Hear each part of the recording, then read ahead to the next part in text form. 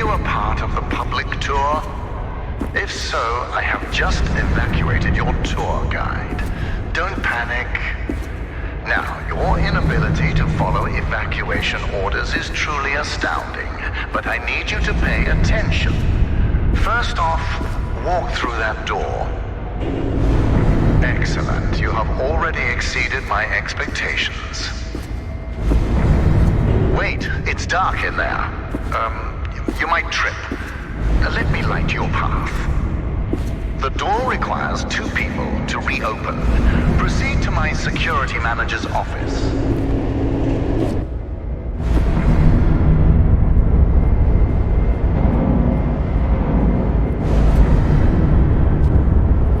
Now I presume you know how buttons work.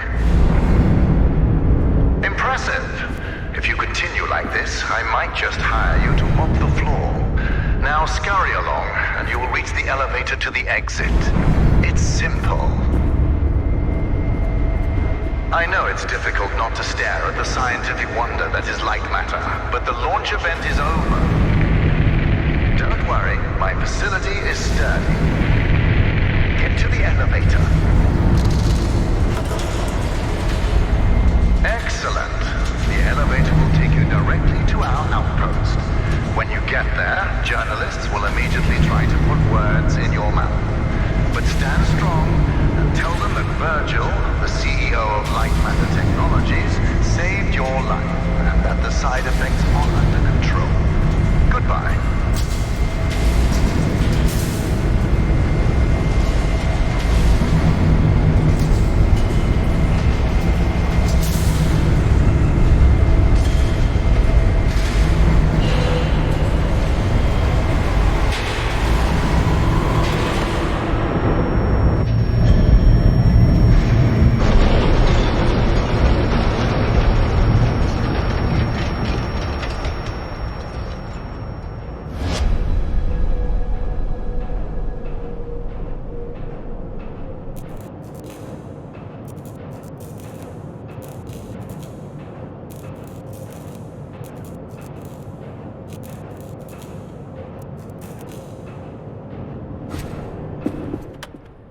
Hello, my name is Ulrik and I'm the audio designer for Lightmatter. I've been working on the music and all the effects, all the sound in the game.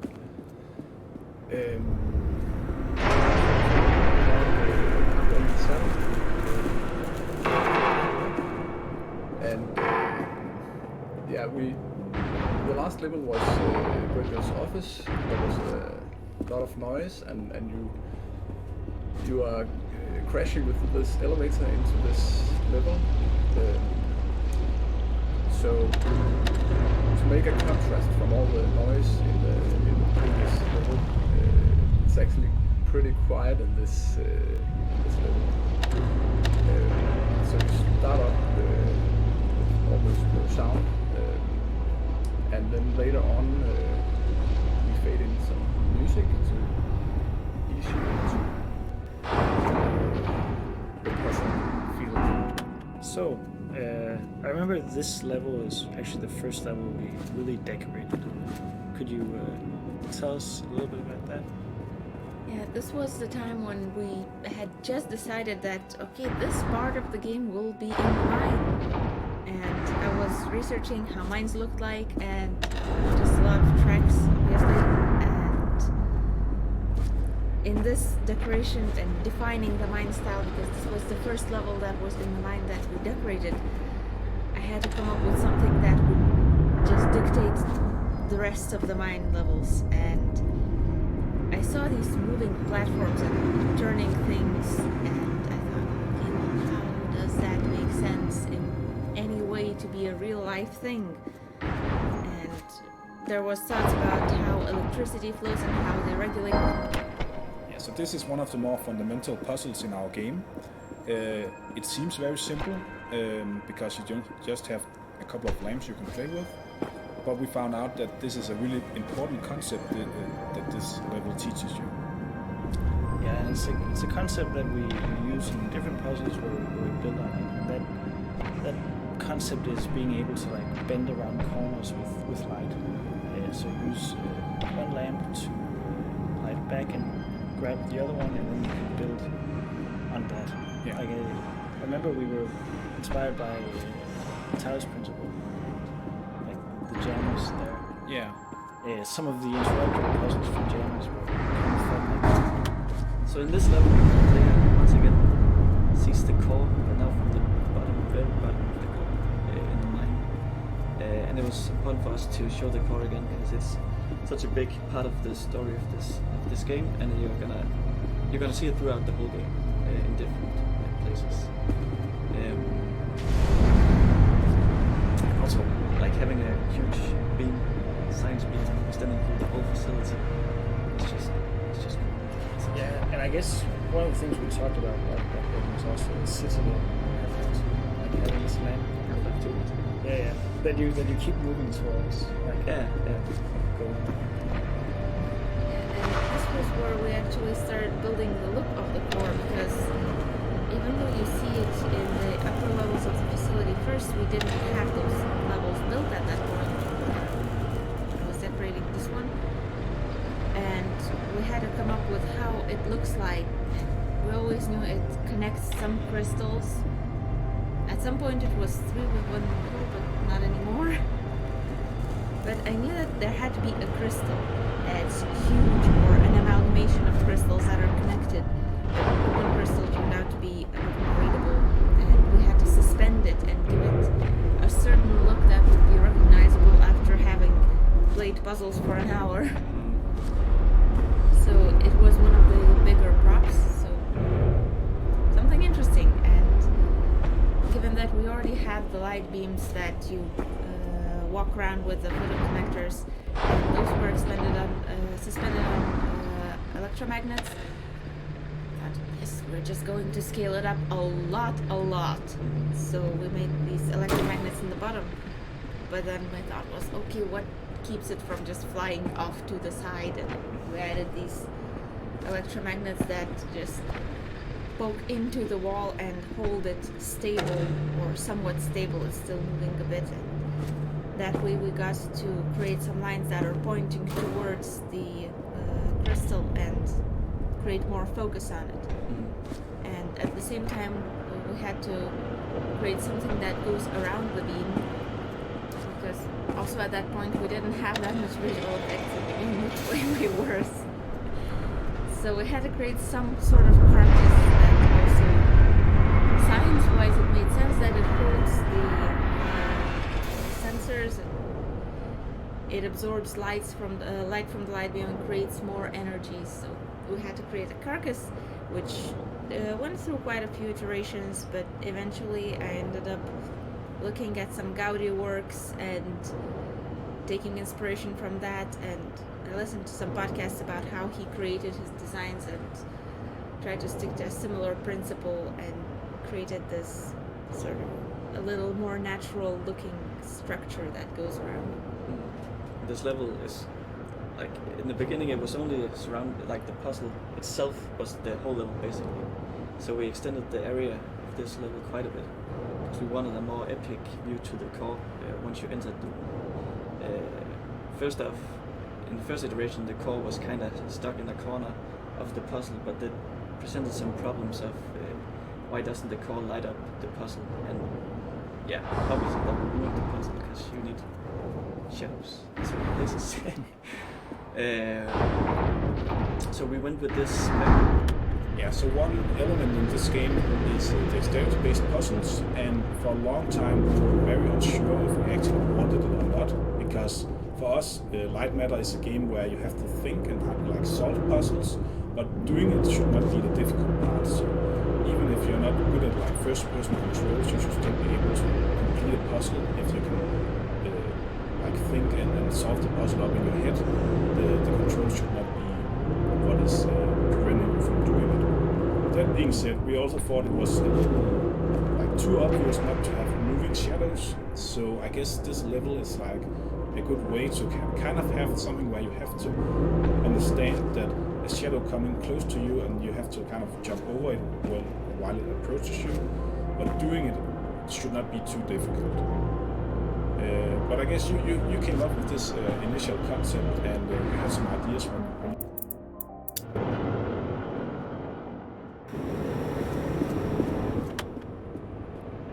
this small puzzle, it's very simple, but we like it a lot. No, it's to this day kind of still baffles us that it is challenging because the concept is so easy. It uses the properties of the lamp, portal lamp, basically as it is, and the light cone, meaning that the farther away it is from something, the more it illuminates in front of it. At the same time, at this point in the game, we go into some puzzles afterwards that are not really fitting in the mind section of the game. So it was natural to make the shift from into something more factory title-based-ish. And that's how we came up with the behind-the-scenes look, where you go into some more, what we say, basically where the workers would Hide tapes. I don't know. They would walk around and work on stuff. Like all the scientists doesn't have to look at all this stuff. It's Yeah. the what is it? It's a ventilation area. Yeah, basically.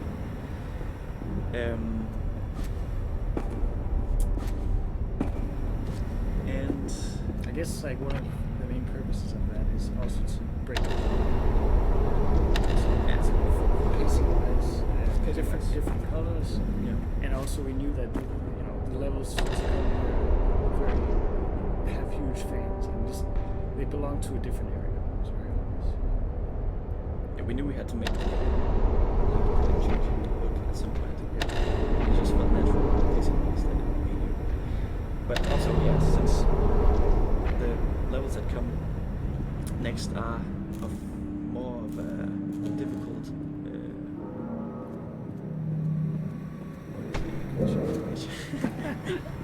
sorry. It just felt right to put this puzzle here. It's, even though it's tricky to some people, it's still like still a small compact puzzle. There's not much of it, so figure it out eventually. It was just a good fit, pacing wise.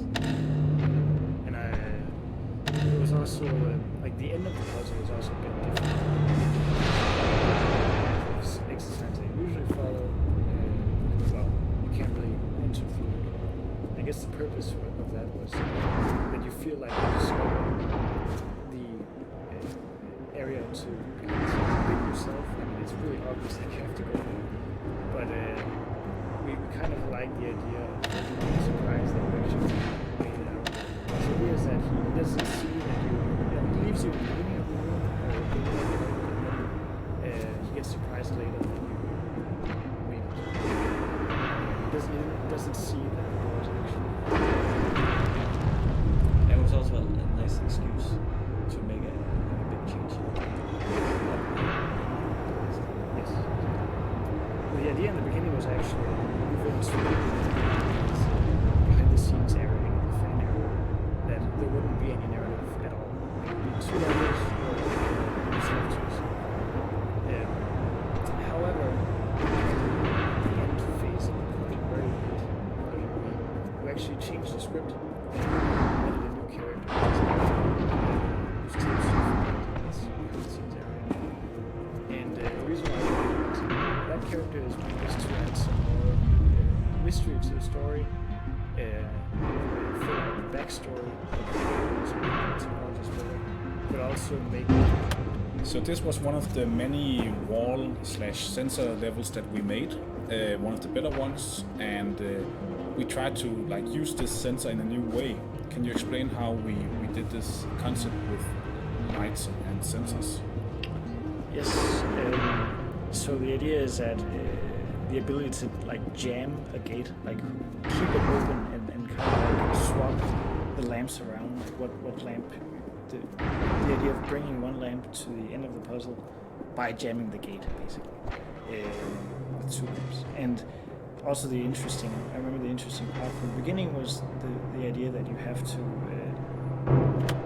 This puzzle is a product of a phase in the puzzle development where we were focused a lot on the light sensor. we had to come up with a puzzle that utilizes the light sensor in different ways. This puzzle actually started out as something completely else. I kind of imagined a face with instead of eyes, there were just holes in like a wall that you would shine through with a portable lamp. Then obviously you would have two circular cones of light shining through the wall into the other side. And then you would have to maneuver the portable lamp around to hit two light sensors on the other side of the wall and find the perfect alignment so you could open a door or gate or whatever it was. I don't remember. But it proved to have some problems with the perspective. You couldn't see how the light cones were hitting on the walls behind the wall with the face with the openings. So I kind of scrapped that idea and came up with the idea of locking a portable lamp in place by having it connect to a sensor. So for this level, it's the sensor on the right controls the the moving platform on the right. So if I could extend or move a lamp out on the platform and have it pointed directly at the sensor once it hit its peak, it would keep in place and yeah, kind of be locked in that position. And I thought to myself, I had an idea here. So I went back to my drawing board and tried to come up with a solution of how to extend it, because that was way too simple for a puzzle. And I have to be honest, I don't remember how I did it, but somehow I ended up creating this puzzle that really utilizes all its elements really well. It's one of my favorite puzzles in the game. I think it's confidence for you, because like all the developers call this puzzle the golden child. They made it. It just seems like it utilizes its like mechanics multiple times. Yeah, it's meaningfully. It's a well-rounded puzzle. Yeah. And it's very compact as well. There's not much to it. Of course, we have the two sensors and the two lamps, but it's still like in a compact area, and Yeah, it's very simple. yeah.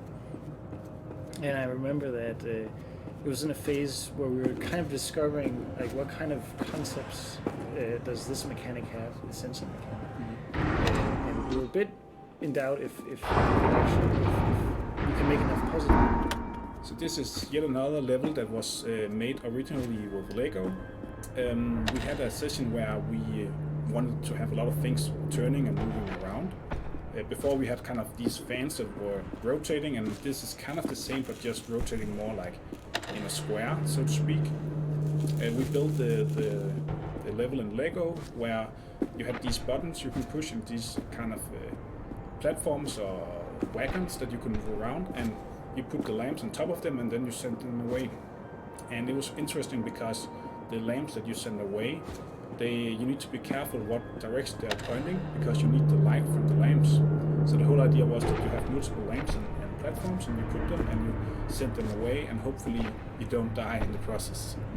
So when we made the level, it was kind of confusing and quite complex in Lego, but then we got some of the rest of the team to come and playtest it, and clearly there was something in this level that was interesting, because we could see that just figuring out what direction to point the lamps was interesting for them. And when you play the game, or when you play the level from above, like with Legos, you have a much better overview, so oftentimes the puzzles are much easier in Lego format. But here it turned out that this level was actually quite difficult. So we knew we had something, and then we started making it in Unity. Yeah, just a simple like format. Yeah. Tile based. Yes. Very easy. And I think the interesting thing is also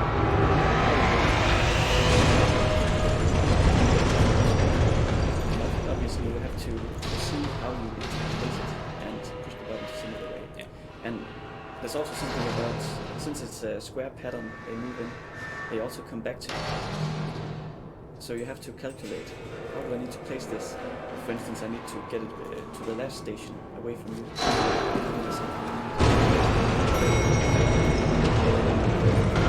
And actually, this level now consists of 2 puzzles, and the one Gustav just talked about is the original one, and that's the one that you'll find upstairs. So the downstairs one, that only has 2 platforms moving in their own patterns. That was kind of, we felt like we needed a primer, because through testing we found out that the original one was too difficult. Yeah. People couldn't, like there was, I don't know if it was an information overload or they just simply didn't have the overview. It was both a big puzzle, like physically it was quite big, but also understanding this concept, and it was just a lot of new things at the same time. Yeah. It is also, it tricks the player, in especially the last part of it. So yeah, designing the primer was done in a separate level. Yeah, I think this level is a good example of how we structured the facility, how we structured the levels in the game, and it all went back to when we actually had designed and implemented basically all puzzles in the game. At that point, we were like connecting the dots and like and really structuring the narrative, because the narrative came after the puzzles and after the mechanics in this game. And we basically put all our puzzles up on a huge map, almost 40 puzzles. Yeah, so this puzzle, I remember actually this mechanic where, like the first year of the project, we had this cool light beam mechanic, but we didn't really have any puzzles for it. And we were going to a conference, and we needed as many puzzles as possible. We had a bunch of mechanics, which are not in the game now, and like 1 or 2 puzzles for each. We didn't really have any puzzles for this light beam mechanic. So I remember that, like in sort of a rush, I just made something really quick, like in 15 minutes, where it was like an obstacle course in a labyrinth with this. You walk carefully until you all of a sudden see this obstacle, like, oh, the beam is going to break. Then you walk around that obstacle, move through this obstacle course. And then kind of thought, okay, there might be some potential with this mechanic. And I think that's kind of what this puzzle is building on, like showing that the connections can grow. Yes, so this is the second level of puzzle using the light beam. And in this puzzle we really wanted to emphasize the connecting and breaking of the light beam. So you have to move to connect it from different places. And also get the sense or learn that you can place a light beam in a certain position and then return to it later on, or use the result of its placement later on in the puzzle. It's okay to leave the light beam in places after some points. So it is a lot of back and forth, at least for the first light beam, where you have to place them in the correct spots to be able to first retrieve the moving platform, and then later on use that same moving platform to progress through the level and connect with whatever or the light beam that you placed. And where you have to leave the light beam, I knew that this spot had to feel somehow special, and at that point in decorating levels I had landed on this recipe where we placed tiles, we placed things that matter and all important objects, and that was about it. There was no sense of the levels, but this one I felt like it had to be something different because the tiles were getting boring. Of course we wouldn't want players to get bored. So I've decided that, okay, this whole middle section of a level, that is going to be a very, very big machine. It's so big that I almost... So this level puzzle, whatever you want to call it, I'm not going to call it a puzzle, is a bit different from the rest of the levels in the game. It was one of the actually easiest ones to design and implement because it solves itself as soon as you kind of going through it. Of course, there was some design alignments of objects that you have to break for you to connect beams games and so on, but once we kind of made it and tested it internally, we found out that it had something that the others didn't have. It had a lot of kind of exploration and connecting and disconnecting beams, like all of a sudden, like this flow, almost when they're set up correctly, you almost flow through the level and you can't really place this. It is a walk in the park or walk in the office once it's set up correctly. So it was actually a piece of cake to make this one. It had a different setting at one point. Like trying to get it into what it is now, like an office area. It was we needed actually some things to block the light beam at certain places. That's where we came up with the cubicle walls, for instance. I remember that before this we didn't have much variation in the light and see this cubicle in this office. We used them. Yeah, they were great because the cubicle walls they don't fit into the system of modularity, but you could place them wherever you wanted, and you could place them exactly. That was important for us because it had to be aligned correctly.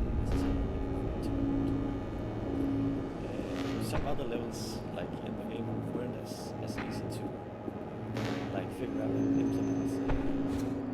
Luckily, Matthias, first couple of years, he was really good at taking a very bare puzzle idea to find the interesting parts and really find what was interesting. Yeah, and especially the puzzles that were made by us programmers that really had a hard time like with framing and who was good at kind of making them more readable by framing stuff. It was also our primary tester for it, so we tested on people outside the company. So we got a first-hand glance at what worked and what didn't work in process. So he had like the benefit of that knowledge and could quickly change up things. Sometimes he would also explain like changes to the others of us in the company to look at, for instance. But it really sped up the process of finding good things and process for the game. And then Benjamin, do you want to tell a bit about how you were building the story? Yeah, sure. So the story actually went through like a lot of different versions. I think we pitched like 10 or 15 different versions of the story. And early on, it was actually supposed to be like a purgatory limbo kind of story. Partly because we thought it fit with our work. We knew that we had a lot of darkness and a lot of our like early puzzle prototypes were just rooms with endless darkness. And it felt like you were in a place that didn't really exist. Also, we didn't have a graphic artist at that point, so that seemed like our cheap workaround that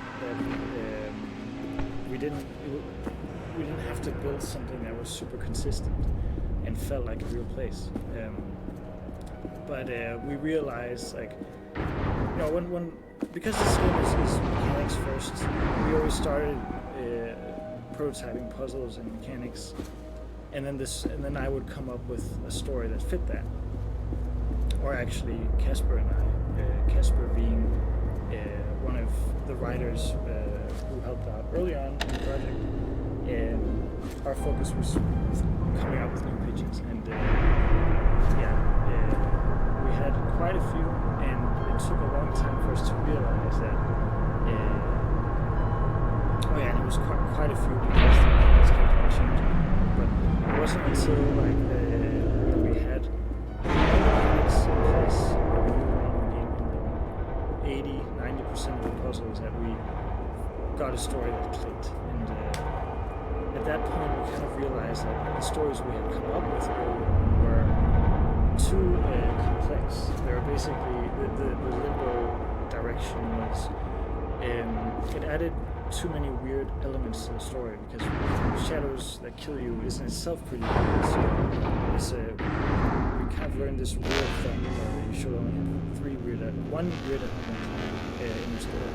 And so we just decided to make everything run.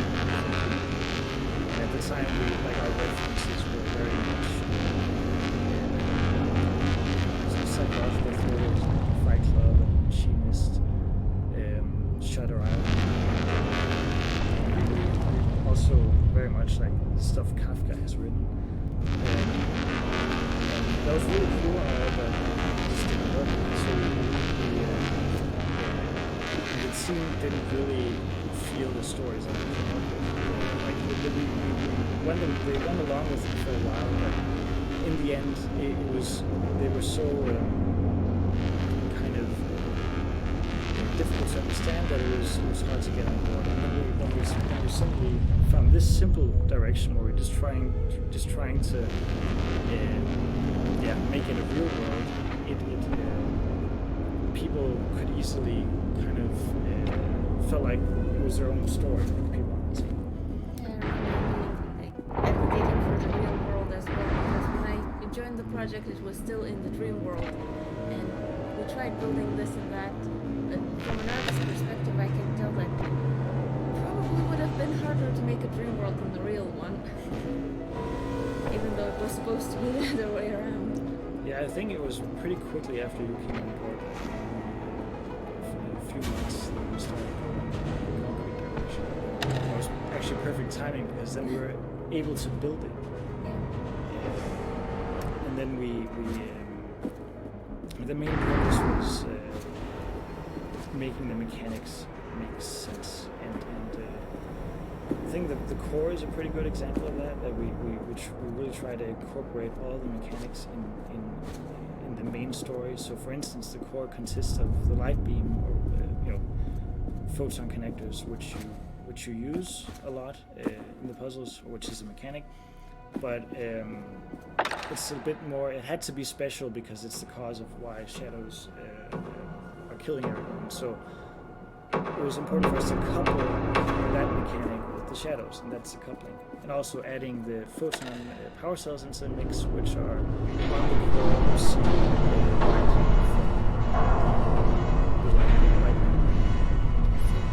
Every object we have that's interactive with actually ties into the story. And that's what the story wrapped around it, because there was a stage where it was Lamp Factory. That's true, but I saw a great opportunity that these lamps, they kind of felt like mining lamps. A lot of people said, like our early playtesters, they said, this feels like something you would, in a mine or in a mountain or something like that.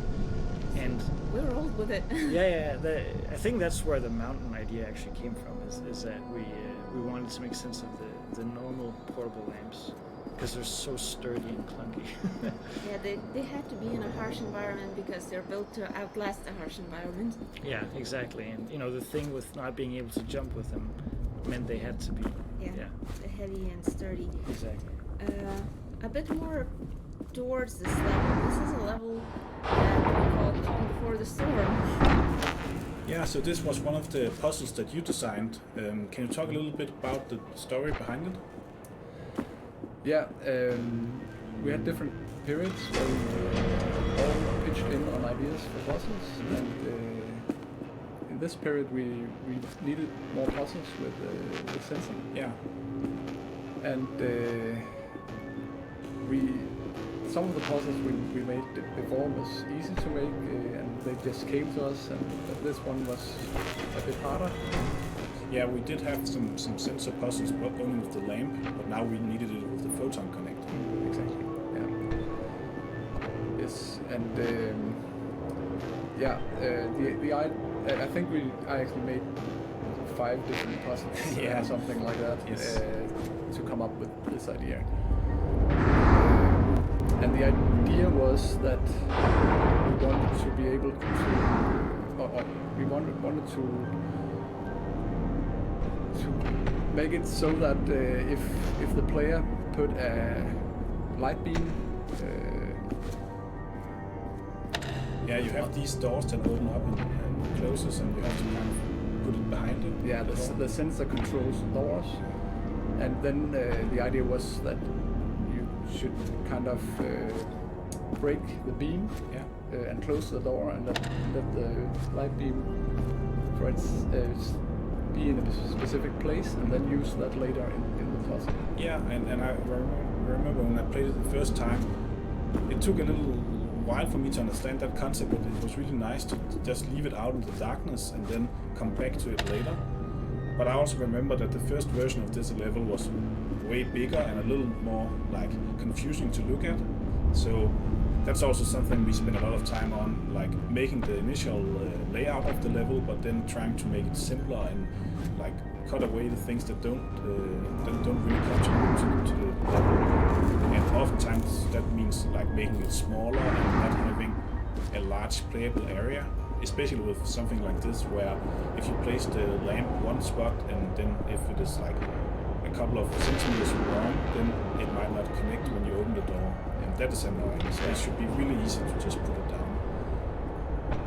Yeah, and I think Lasse did a really good job Yes. making this a lot smaller than it was from the start. And it's funny when we design puzzles, like different people in our team are really good at coming up with the idea and the concept, but other people are better at like taking that and perfecting it basically. And like I guess we both just make crazy levels, and then somebody else takes it over and like make it better and more readable and simple. Yeah, and it's also funny because we actually work very different when we make puzzles. You like the Lego thing, and I really like just playing with stuff in Unity. So that's kind of how I work. So it is different. But sometimes you also need to know where you want to end up, like what is the plan for a level. Other times you just put a lot of stuff in, and then sometimes it works, and sometimes there's part of a level that works. I remember when we made this, we also tried experimenting with sensors and the normal angle.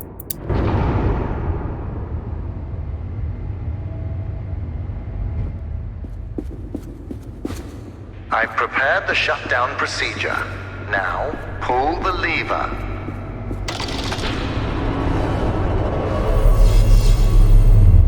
Excellent. It worked.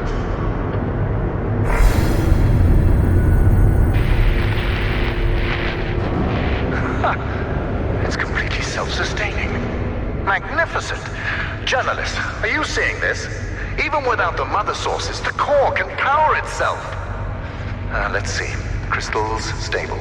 Energy levels, stable, although slightly decreased. And shadow anomalies have not subsided. However... Yes. Listen, we have exhausted all your options for exiting the facility. But since I now know what steps to take, I will fix the shadow anomalies. Now, I do not trust you around the core, so you're staying in that room.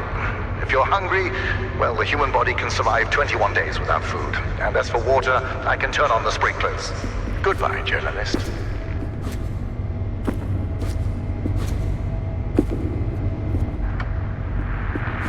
Whoever is looking into this, the core can't be shut down. It needs to be destroyed. Get to the control room surrounding the core and you'll be able to overload it. It will neutralize shadow anomalies everywhere. I tried to do it myself, but the core is surrounded by guards. And Virgil's onto me. Nobody here is facing reality. They're ready to follow Virgil off a cliff. No one is willing to help me. But I hope you will. First off, you need to reactivate the core.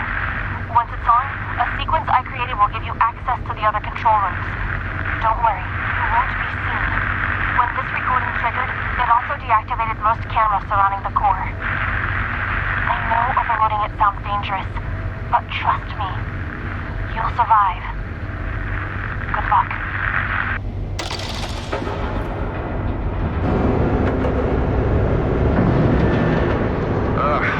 Are you already that bored. What exactly are you expecting to achieve? Wait, why are the cameras? Oh, never mind. I'm sick of looking for journalistic things anyway. Listen, if my control room bores you, then write an article about it. I have work to do.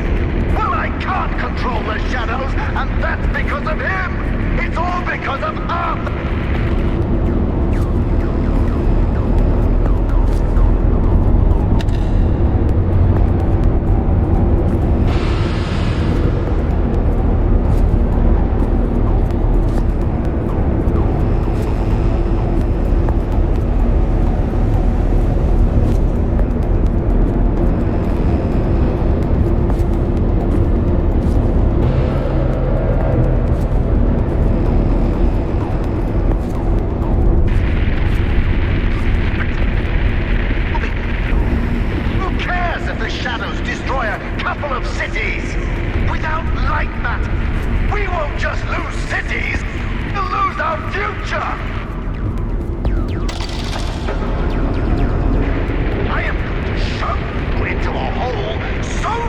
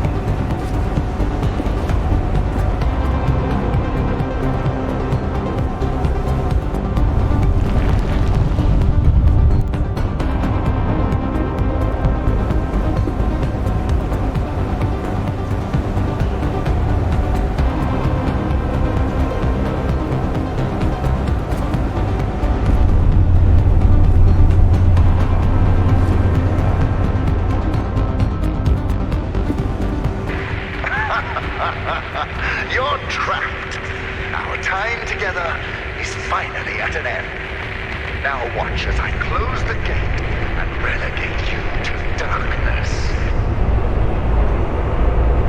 Ah, James, you made it. You're just in time to watch this vermin get devoured by the shadows. Pest control. The applications for Lightmatter truly are... James, what are you doing? James, don't! James! You traitor! I thought you were better than this! Better than all! Better than... You... Don't pull that lever. Do you want money? Power? Please, I will give you anything. And Arthur, he can have Lightmatter. Just think about what you're throwing away. We can power the world. We can save humanity from pollution. We can save humanity from itself.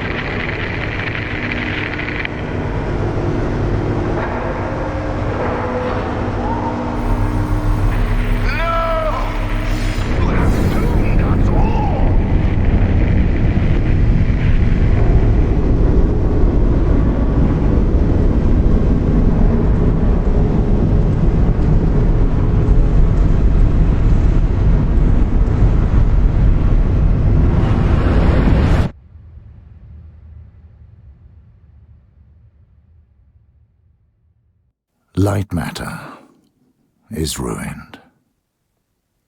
I do not have the resources to set up another operation. Last year, 200,000 died from floods, 2.5 million died from pollution, 3.4 from starvation. Yes, I was reckless, but I was reckless for them. Every shortcut I took, every moral I compromised, was for their benefit. Yes, Lightmatter had issues. But now I'll never know if I could have solved it. I was never given a chance to see if I could have solved it. Their deaths are on you.